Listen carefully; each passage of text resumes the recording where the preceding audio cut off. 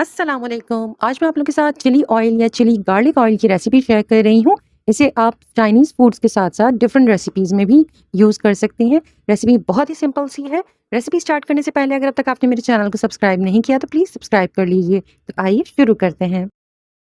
सबसे पहले एक बड़े साइज़ के हीट प्रूफ बोल के अंदर मैंने लिए हैं 2 टेबल स्पून कुटी लाल मिर्च, 10 से 12 बड़े साइज़ के लहसुन के जवे फाइन चॉप कर ऐड कर दें।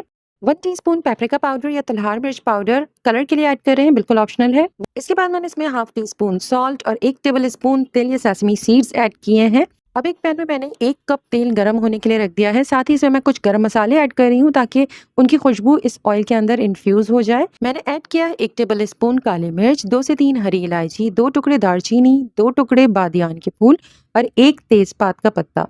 तमाम चीज़ों को कुछ देर के लिए ऑयल के अंदर कुक कर लें ताकि बहुत अच्छी सी खुशबू रिलीज हो जाए। इसके बाद आप इस ऑयल को छान कर या फिर इन मसालों के साथ ही जो इंग्रेडिएंट्स हमने बोल में निकाल कर रखे हुए हैं उसके ऊपर डाल दीजिए। बहुत एहतियात से डालिएगा क्योंकि ऑयल बहुत तेज़ी के साथ ऊपर आता है, इसीलिए मैंने कहा है बड़े साइज़ का बोल लीजिएगा। ऑयल को कंप्लीट ठंडा होने के लिए छोड़ दीजिए। एहतियात कीजिएगा, इस वक्त ये बोल बहुत गर्म होता है। जब कंप्लीट ठंडा हो जाए तब आप इसे किसी भी एयर टाइट जार में तमाम इंग्रेडिएंट्स के साथ ट्रांसफ़र कीजिए और इसे कवर करके फ्रिज के अंदर रख दीजिए। ईजिली आप इसे 2 मंथ्स तक यूज़ कर सकते हैं।